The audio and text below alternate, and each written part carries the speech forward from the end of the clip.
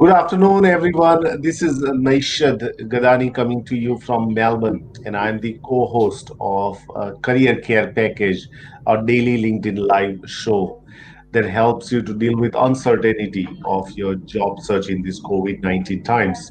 Today is our 122nd episode, and on today's episode, we are talking about career roadmaps and job search strategies to help you determine the best path for you following the post COVID-19 normal, whatever that is called. The normal is, as we have seen over the weekend, we have seen that there is an extension of the lockdown for another 2 weeks, which also would mean that the job search will be stalled for many people because the businesses will not be opening as quickly as they should.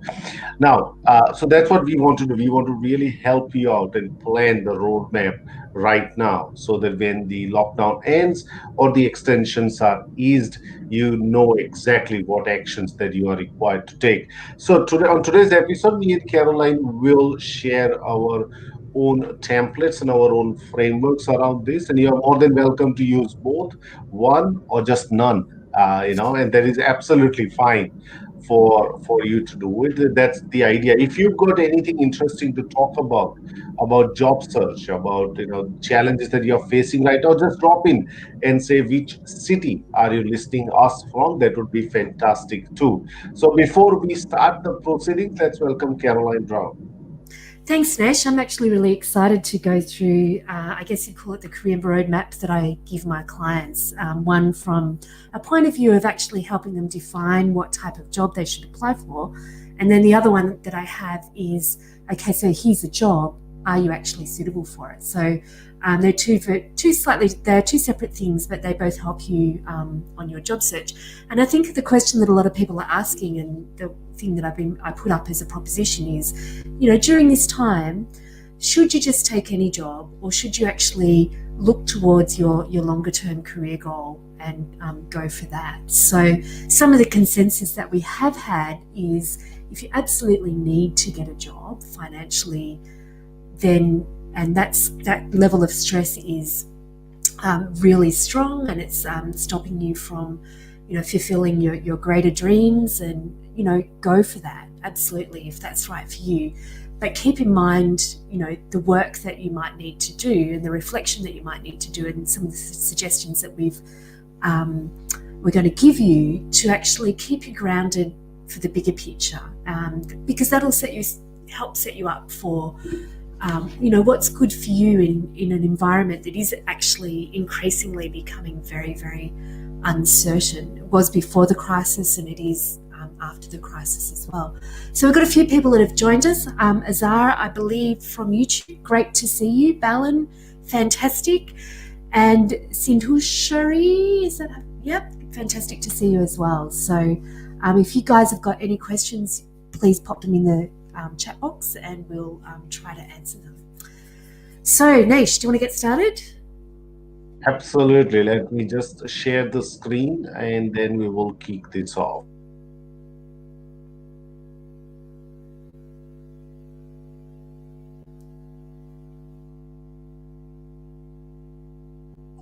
It is. I thought hopefully it is visible. It's large enough font for everybody to see. Yes, KB. Do you want me to scroll down a little bit more so that just a bit more? So this is, you can see, actually from my Straight to Shortlist challenge, which is where I take my clients through securing meetings. So the promise is 5 meetings with 5 people. But basically, before you go down that path, you actually have to do some reflection, and that reflection helps guide. It's a roadmap that helps guide the types of jobs that you might apply for and the types of people that you might reach out to, but it also guides what you would put in your LinkedIn profile and any marketing and communications that you have. So I call it a career roadmap, or a career compass, or a career template, if you like. And basically what I get people to do is think about 10 things that they've solved, 10 problems they've solved, or solutions that they've delivered in the workplace that they've loved to do. So we're not talking, this is just sort of guided brainstorming, getting it all out on the table, and then, that we refine down to providing that kind of roadmap.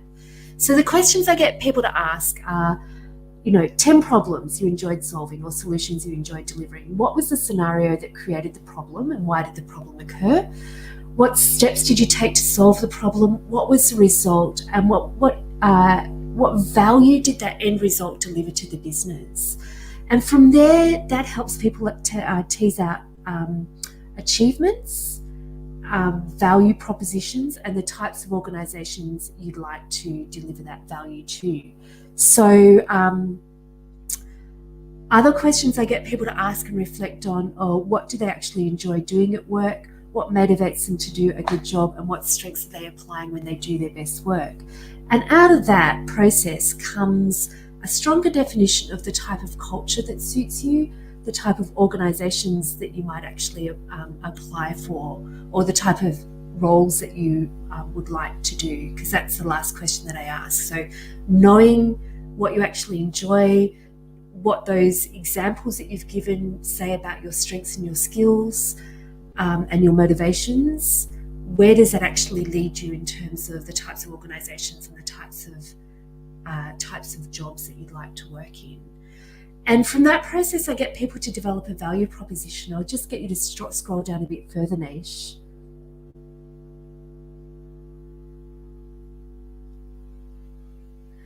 And the value proposition that comes out of that is for the types of businesses experiencing the challenges that I've worked in. No, scroll up a bit. Thanks, Nish. Just there. Yep, there. So just up a bit, thanks. Okay, stop. Okay. You haven't. I can't see it, but that's okay. I know what it is.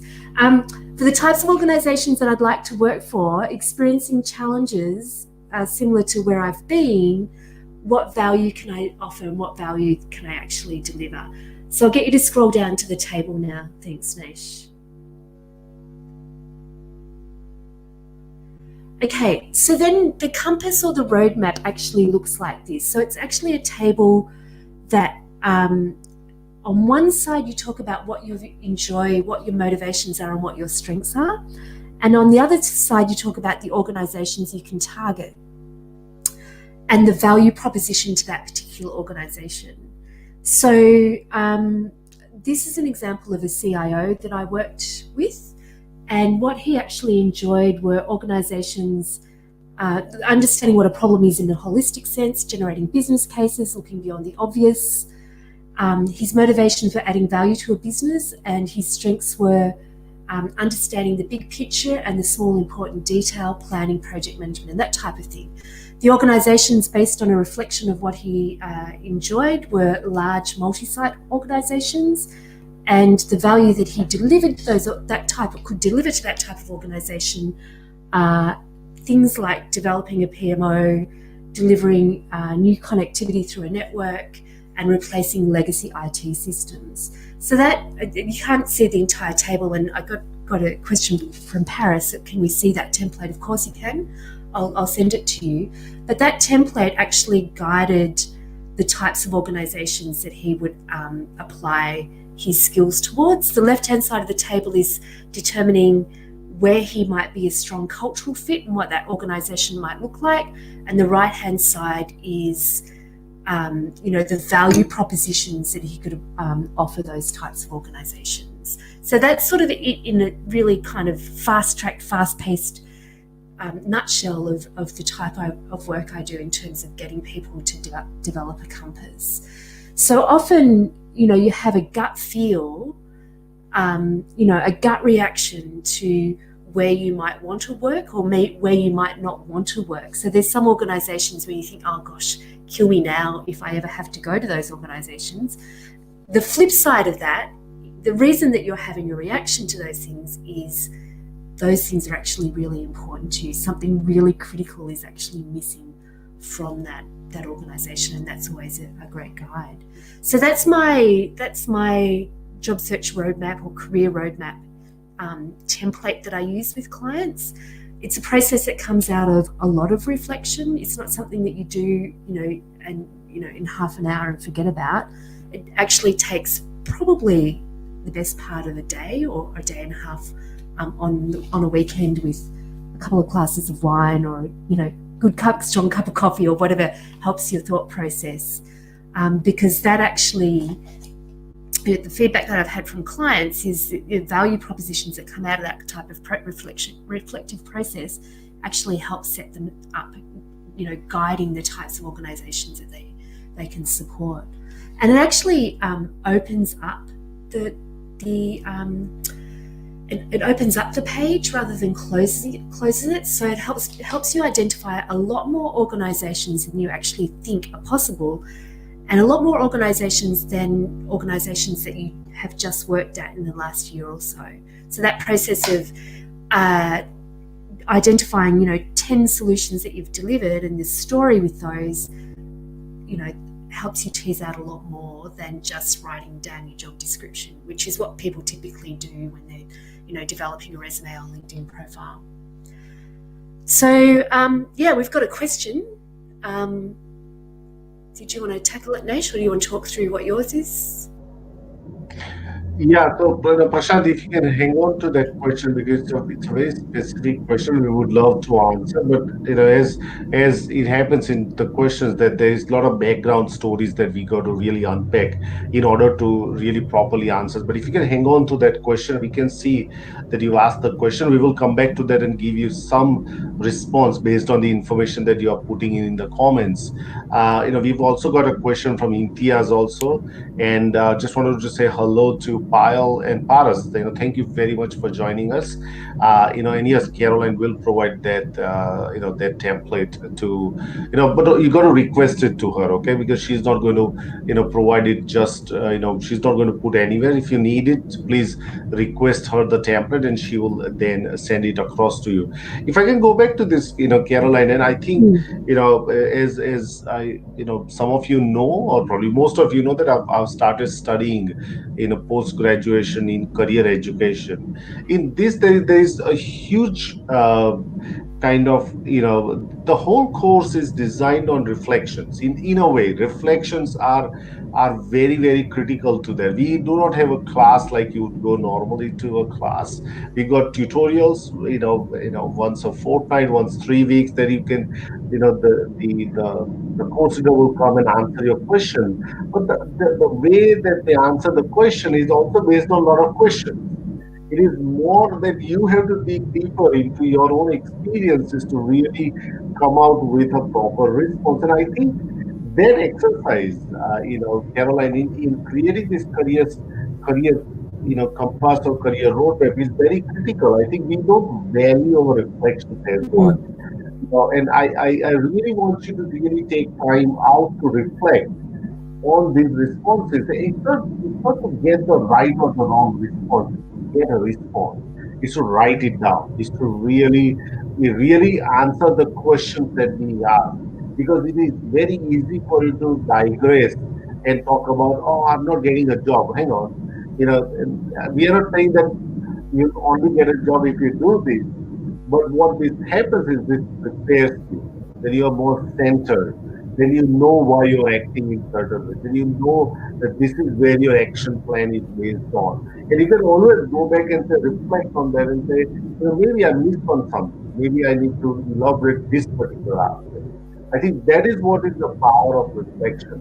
We hardly value it. I've not seen many job seekers really do it. And I purposely say job seekers because I think, my view, Caroline, and will, also, if you have similar views, then also drop it in your comments also, is that when you lose a job and you are made redundant or you are, reduced hours, or whichever the unfortunate circumstances, our straight response is to jump back.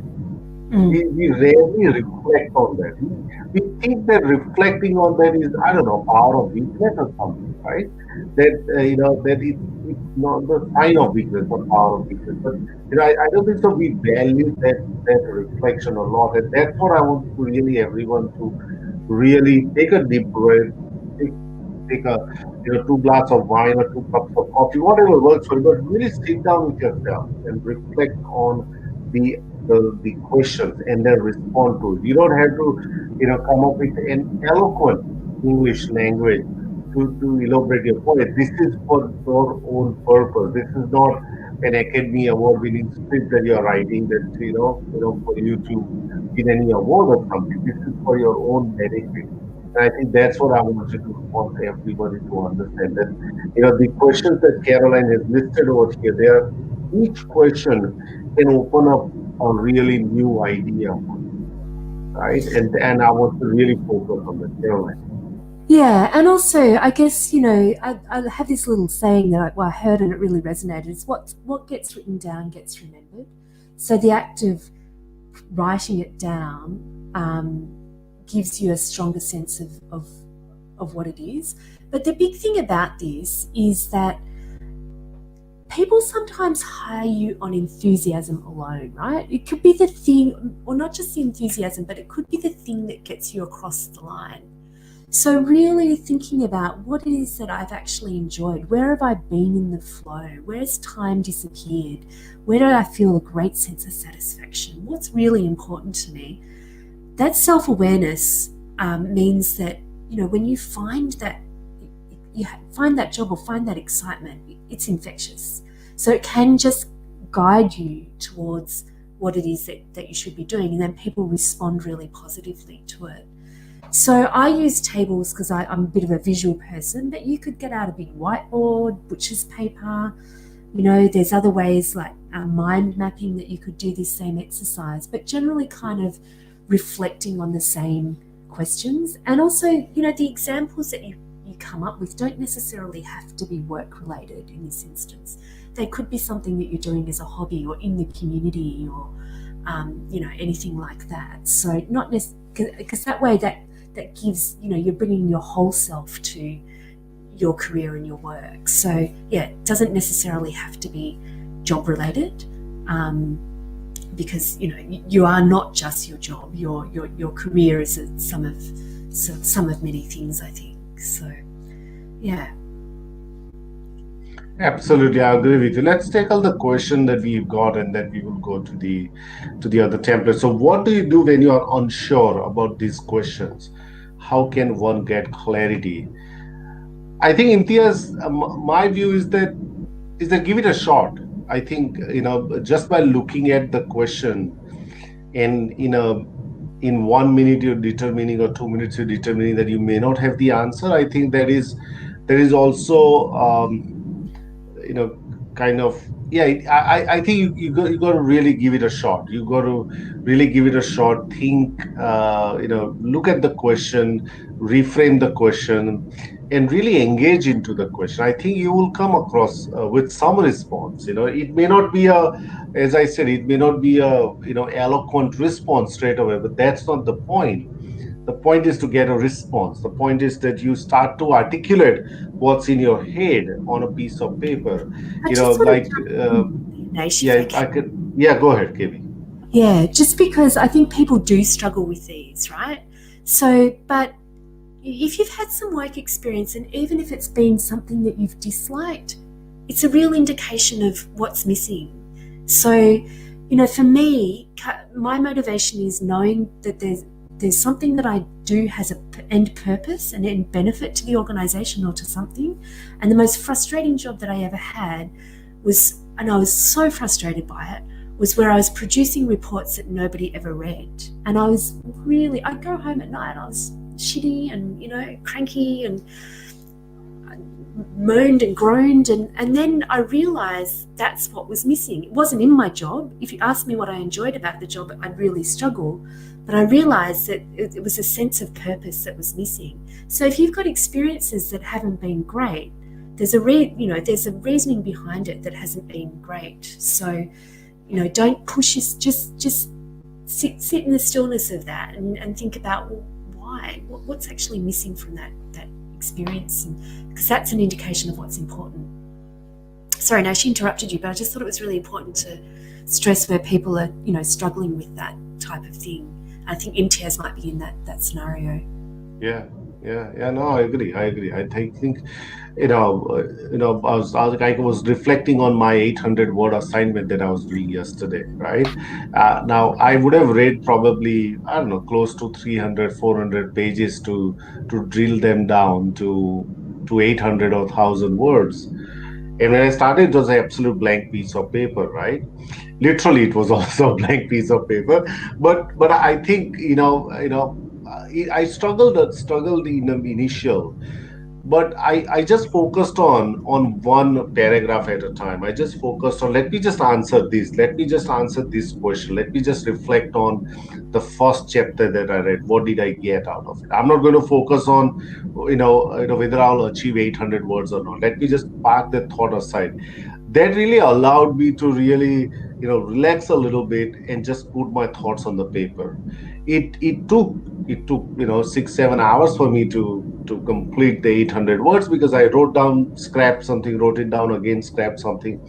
But I think there was deep down conviction that yes, I will nail this assignment.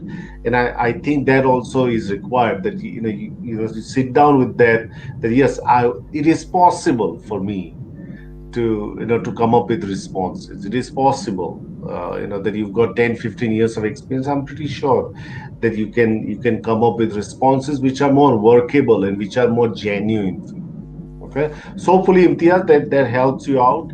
And tonight you can sit down and then let us know tomorrow, whether you got something or not. We'd love to hear that, You've Imtiaz, got because 800 that might, words, go.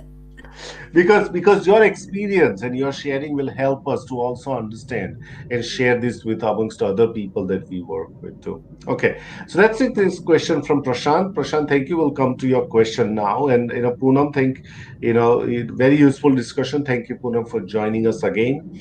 And Vachal is saying, good morning, sir. Well, not many people call me sir, but I'll take that.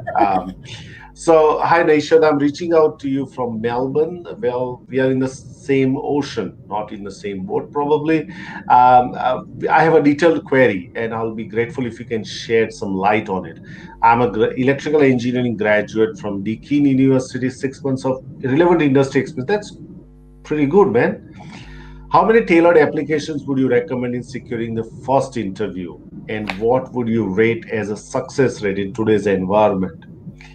For example, I can hear back from one out of 10 employers that I apply for. What do you think, KB? I would never be able to take a guess at that what should be a great success rate in this environment, specifically about applications that you are applying for. I don't know, KB. What are your thoughts on that? Yeah, so a graduate electrical engineer from Deakin, 6 months of relevant industry experience. I think 1 in 10 is not too bad. It depends on, given it's a very competitive environment and it's also a very competitive stage at your career. I don't think that's too bad, the 1 in 10. If assuming that's a 1 in 10, that's a yes, come for an interview. There's yeah, no, my gut feel says that that's not too bad. So, um, I know that when I'm working with people, a 1 in 3 or 1 in 4, I think is a good result. So if you're doing it yourself and you're in a competitive environment, people aren't really hiring, and it's a competitive stage, then yeah, my gut feel that that's not too bad. If it was 1 in 100, I'd be worried. And also, if you want to think about it this way, the big data says that less than 1% of applications that you apply to online are successful, so 10%'s not too bad. I agree, and specifically, you're in Victoria, Prashant, and Yeah. in these times, I think you're reasonable. If you hear it 1 out of 10, then I think there's something that is working out for you, and I don't want you to lose the hope at all. Obviously, there are things that you can do to be more active around networking, reaching out to people directly, and you can go and watch some of our YouTube videos also to get an understanding around what to be done, when you're not really getting your applications, shortlisted. So good luck with it. But I can see that you, secondly, I'll be curious to, so there's another question. Please send us the question, and we will see if we can take that on as well. And Imtiaz, thank you. Caroline and Naisha, you both raised good points. That's right. I think give it a go, and let's see what happens. Now I'm going to share my the kind of a personal marketing plan. That's what I like to call it. It's a one page one. This is something that I kind of got inspired by. There's a book called One Page Marketing Plan, which is for businesses. And I have kind of taken the similar formula and converted it into and added few things into job seeking kind of concept, right? So that's where it comes from. Okay, let me share the screen and then we will kick this off. Let me find first of all. Okay, all right. So hopefully this is I can probably increase a little bit more. All right. So if you want a copy of this, also please send me an email and I will send you a copy. So it's a one-page marketing plan. That's what it is. If you look at anything, obviously there are things that you write it down and it goes 2 pages. That's not the point. The point is that it gives you one thing, one snapshot when you look at anything. Now, first and foremost, on the left-hand side, you start with a goal. Let's say goal. I don't want you to say, I want to work as electrical engineer. I want you to be more specific. I want to work as a electrical project engineer or a graduate engineer in a renewable energy company. If you can be more specific, then you can say I want to work in a wind and solar company. So the more specific you are, the more great it is for you to really be more focused on that. Then the next part, which I think if you look at Caroline, what she has done is that she's, quite, centered around the next bit that I do is why am I a great fit for the role? That's very important to know, right? A lot of the time, and Caroline will then and also talk about the application matching also, the template that she uses. Then you got to think about that why you are a great fit, right?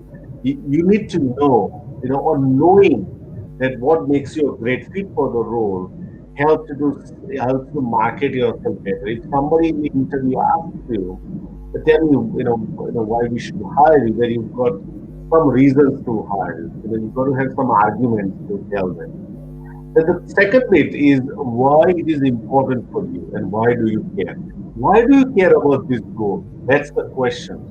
And why this role is important for you? What's in it for you? I earlier used to use that why do you do what I do, but then I found that it was just too complex a question and it was just too broad a question for people to come up with. So I've changed that. Then why this role is important for you?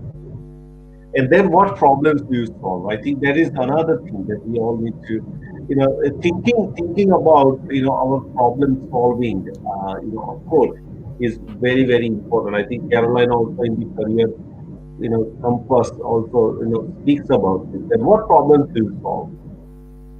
And when you talk about what problems do you solve, think, put ahead of a problem solver. What problems do you think that the role that you are now going for solves for companies? You can think on that line. And then target industry and employers I want to work for. So that's what you talk about. Target industry. You can talk about our work in renewable energy. All right, that's great. So then you got to list down all the employers that you want to work for. Now, a lot of the time, people, Kevin and I have observed, and I would love to get some of the comments also from our listeners also around. What people that employers I want to work for, they can only remember two, three, four, five, six.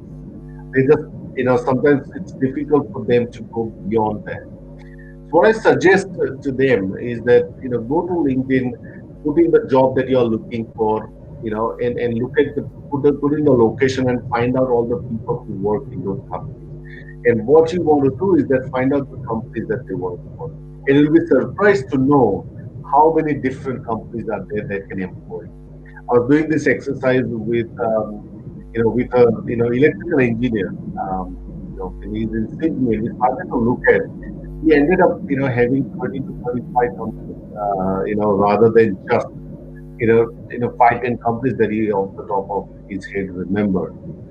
Then we look at communication plans. What's your plan to communicate with these people, these employers? Are you going to approach them directly? Are you going to use LinkedIn? Are you going to use Facebook? What's the plan? Then it talks about myself too. Now I know it's not probably something that you are used to, especially in job search around myself too. But what it is for the people who can help. Right? It's a professional network, and I want people to really name them because until you name them, it doesn't give you that idea of what do I want to talk to them. Right? You can name your friends, and if you know through your friends, he or her cousin, and somebody that he or she works for. Just what I want you to do is to think about who are the people who can really help you out. It's not that they have not agreed to help you out. You think that they are able to help you out, but it's very important to list them because if you list them, then if there are 15 people, then you go, oh God, in my job search, these 15 people can also play an active role. Let me try to call them and let me speak to them and let me see how I can take this forward. And the last bit of thing is around, what I call the gap. What are the barriers to employment? What are the barriers for you to get into this job? Vocational barriers, that means if your position requires certain kind of software, certain kind of license, regulatory requirements, then what are those? So find out what are the vocational barriers to that and the non-vocational barriers. That means, let's say if you want to go and work in digital marketing space, then non-vocational barrier could be whether you are good with videos or not, or what could be in the foundation of that is whether you feel comfortable on videos or not. Well, that could be something that you're going to look at whether a presentation course or a public speaking course or something for you to feel more confident in videos. That's the kind of non-vocational barriers that you've got to really examine. So that's the kind of a template to really get you to start, putting in some information. If you need this, as I said, you can send me a request and I'll send you one with a template or with a full template example also. Yes, Maybe. Yeah, no, I think it's a great guide and actually really gets you to think about how you're going to get there, and it's a great reminder on a page as well. So I think the problems that you solve are your value propositions. It's what value can you deliver, with the skills that you have to a particular organisation, and also it's a plan that makes you not just apply for advertised jobs, but actually proactively go out and network and target people as well. So. And again, I just go back to what gets written down gets remembered. So it all will seem very vague unless you actually have it in front of you, as a guide that sits there that you can reflect upon as well. So yeah, I would encourage you to do either Neshan's version or my version or a combination of both, basically, because they're both on the same page, so to speak. Absolutely, yes. Yes, if you got any question, anything that you want to just discuss on these topics, please drop in your question. That will be great so that we can assist you. And as I've said, if you want these templates, just send me or Caroline a message, and we'll be more than happy to provide you. Do you want to look at that other template, KB, now? Yes. So this template is I guess a guide to whether you should actually apply for the job, and if you make a decision to do that, then what you can actually bring to the role. Sets you up for your resume, it sets you up for your cover letter, and it sets you up for your interview. So it's pretty simple. It has 3 columns. So the first column is the key requirements. So what is it that the employer is actually asking you in the advertisement? And putting it in a column that helps you sift out what the repetition is, because quite often, particularly with selection criteria, they'll be repetitive. So they'll say things like good people skills and good interpersonal skills, which are the same thing, essentially. So left-hand side, what are the key requirements? And then in the middle column is which tasks in the job do you apply these to? And then the right-hand column is how can I prove that I've got the skills or the experience and the knowledge? So it's where you want to put your evidence. So this is one for a CIO role that I'm actually working on at the moment. So, and I've just listed a couple of the key requirements. So the first key requirement is a tertiary qualification. The second key requirement is can you get you to enlarge it just slightly, Nish? I need stronger glasses, I think. So, there we go. Extensive. Uh, okay, that's yeah, perfect. Extensive senior management expertise, approximately 8 years in providing sound, consistent leadership and management of best practice information services function, provision of technical advice. So it's basically managing an IT team with different requirement, like different goals, basically. So the tasks that might apply to in the role is leadership of staff and teams to deliver an outcomes-focused culture, uh, where leaders and staff take personal accountability for delivering on council's vision and policy. So it just guides you, that centre column just guides you to why they're asking for that requirement. And again, that might be a guide to what you can actually put in your cover letter. And then on the right-hand side, well, I guess the qualification part is a given. You've got a qualification or you don't. So you don't have to focus too much on that. But where you've led teams, the evidence that you might give to support that might be 15 plus years in IT leadership experience delivering IT transformation at enterprise scale across mining, superannuation, and agri businesses. It's how you can demonstrate that you've got that leadership experience that they've outlined that is important on the left-hand side. So that table gives you an indication of whether you should actually apply for the job, what you can actually bring and refer back to in interview, what you can actually put on your cover letter as well. And if you don't tick off key requirements, what experience might you have that actually gives you confidence that you could do that particular role. So simple table, but a great way to set yourself up for confidence in terms of putting together a strong application. And the first step that I would take before I actually started to write anything is I would do a brain dump of this exercise. The middle column is basically you can get from the job description or research that you know. It's kind of like why are they asking for this information? Why are they saying that that's important? To deliver in the role. So that's my job application roadmap, for want of a better word, and I use that to help set up really strong applications. Yeah, I think that's fantastic. I think it just brings that clarity in our thinking, and once you have got that, it is easy. It's not when I say easy, it's possible for you to translate everything that you've written here on a resume. Because most of the time, I like the word brain dump because you got to start with a blank piece of paper. Put everything aside. When you're writing a resume, specifically, you need material to work with. Now, this kind of template gives you that opportunity to develop material first of all.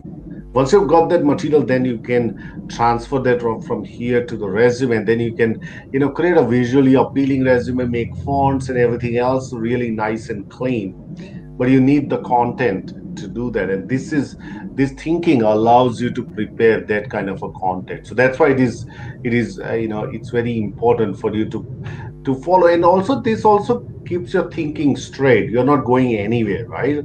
It keeps you in a straight line. It just allows you to think a little bit deeper about the questions, rather than using the same thing that you've used over and over again. So that's my takeaway from this. And as I said, if you need this template, please reach out to Caroline, and she'll be able to provide that as well. Now, before, as we are approaching very close to this, there's one thing that Caroline, and I'll drop this also in the LinkedIn chat as well after the session gets over. read a very good article on New York Times, just not because it's in New York Times, but it was about resilience and specifically about learning new activities, how it helps people to become better resilient, and specifically at this time. And they talked about a woman. She was working in a council or probably public service, and then over a period of time she kept on taking different classes of different subjects, and it included like labor trafficking, enforcements, to dance classes and a lot of other things. And what she ended up saying was that this really expanded her capacity to absorb information, because when it is changing, around us, when the change is happening around us, her view was that I'll jump in and I'll just practice. I'll just have the courage to fail, and I'll just find new and new courses, something that makes me curious, something that keeps that childlike curiosity alive. And she ended up saying that her capacity to perform at her work increased because she knew of a lot of things, and interesting things, and then she was able to bring them together. So it's a really, I don't think so I've done the justice by just in 1 minute encapsulating what that article was, but I'll put that link on the LinkedIn Live. I just read it today, and I found it very useful, specifically in the times that we are in, KB. Yeah, no, I totally understand that. I was thinking, God, if I took a dance class, it'd be like the Dancing Bears class. But we're so much in our heads, like it actually does help to get out and shake yourself around a bit and do something completely different to what you might do to try and come up with an idea. It just gets the neurons firing in a different way, I think. So I can see how important that would actually be. And also just not to become so attached to the one employer or the one way of thinking, and seeing, that life operates in different contexts as well. So, yeah. All right, we'll just take one question and then we will wrap it up. Poonam is asking, what about freelancing in COVID times? How to approach people and businesses? Poonam, my recommendation would be to really approach not people and businesses right now, but go to Upwork, go to Fiverr, go to, I don't know which are the other, Airtasker, and find out what services do you want to offer them, and check out other people's profile, check out what services do they offer, how do they charge. And you know what, you just jump in, you just apply for some projects that people have floated, and see what responses do you come with. Obviously you got to have a reasonable understanding of what would be the proposition that you're offering. What are your specific what are your specific skills that you have that allows you to do that work. But I think that there are enough platforms out there for you to kickstart rather than approaching people or businesses right now, because it's going to be a tough one. You would want to go where the marketplace is already there. Caroline, any thoughts on that? Yeah, you've named the ones I typically use Upwork, and I know that people apply to a job without a ranking on Upwork as well. And in that instance, it's the same. I don't know what it takes to be a top-ranked freelancer on Upwork. It's probably a YouTube channel dedicated to that. It would be worthwhile just doing some research around it. But I do know when I've been looking to employ people, I have employed people that don't have experience or experience on the platform, but they've actually responded in a really professional way, and they've actually answered the questions that I've asked. They've put their resume up, they've put examples of their work, and I've gone, yeah, okay. So it is the same as any other job application. I don't necessarily go for the cheapest person, because there's a bigger, we automatically associate price with quality. So it's not that you're charging $5 an hour that's going to get you the job. It's, do I actually have, is it within my budget, and do I actually have confidence that you could deliver that job? And I can tell you on Upwork, like every other sort of recruitment exercise that I've done, so many people just don't answer the question that I don't consider them, because I think if you can't answer that simple question that I put up, how are you going to follow instructions that have on the job. So biggest tip is you will stand out if you actually, treat it like a professional job application. So yeah, they're the main platforms. I would also do that exercise that Nish and I have given you around creating your roadmap, because that again helps you understand what it is that you'd like to be doing, even though it is freelance, because freelance can actually build your resume and lead to some more permanent type work as well.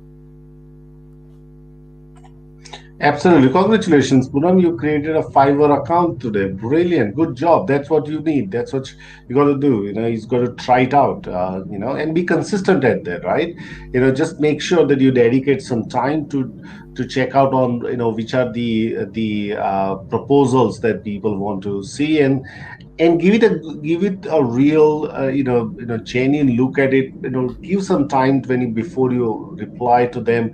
Make sure that you don't just say, yep, I can do that. I charge 25 $22 an hour because that's the cheapest one. But rather than that, really provide thoughtful answers, and come across with that. I know it's going to be tough, but I think what you look for is one break. Once you get one break, it's not that then it becomes easy, but at least you've got some evidence of the work.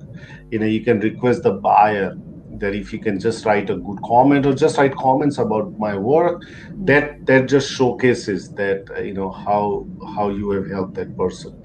And I just need to say on that too, it's Hmm. like any other thing, like from a small business perspective, because on Upwork there tends to be um, startups and rather than small businesses, um, and also enterprise. But what I often have somebody that will do something, and instead of going through that whole process of re-advertising and whatever, if they've got related skills, I'll ask them if they can do similar sorts of jobs. So I've had relationships with people on Upwork that have gone for 2 or 3 years, where I've given intermittent work, but semi-regular work as well. So yeah, it's worthwhile having a crack at doing that. Absolutely. KB, that's pretty much it for today. Thank you very much, everyone, for joining us as we discuss career roadmaps. KB, what is that you want us to leave with? If you're watching on YouTube and you haven't subscribed, please subscribe. Please give us a thumbs up. We've got lots of great. We're broadcasting to YouTube just as much as we're broadcasting to LinkedIn, so that would be fantastic. Tomorrow we're talking on skills, hot jobs, cold jobs, medium jobs, lukewarm jobs. What jobs are emerging? Where are the trends in hiring in this time and beyond? Which will be a fantastic discussion because I know those are always popular. Then on Wednesday we've got a friend of mine, Richard, who transformed his life and his career. Another one of those real life case studies of beating adversities. And Richard used volunteering as a way to actually change his life. So he'll be able to talk with authority on that. Do you want me to go on, Nash, or do you want to jump in and tell people what's on Thursday? Yes, Thursday we are speaking to a communication coach and a really international speaker on communication power of connection, Rick Rushton. If you've not watched his TEDx talk, go to YouTube and put Rick Rushton TEDx talk. It's an absolutely insightful talk about power of connections, and that's what we are going to explore on Thursday. So until we see you tomorrow, please look after yourself. Melbourne, Victoria, you're still not out of the woods. Please make sure that you mask up, and we will see you tomorrow. Everyone will do this again, but tomorrow we are going to talk to Tej Deshpande, the country manager of Edzuna, is the jobs aggregator, and you don't want to miss that because tomorrow you'll find out where the jobs are. So until we see you tomorrow, look after yourself, stay happy and healthy. Bye, Bye, everyone. everyone.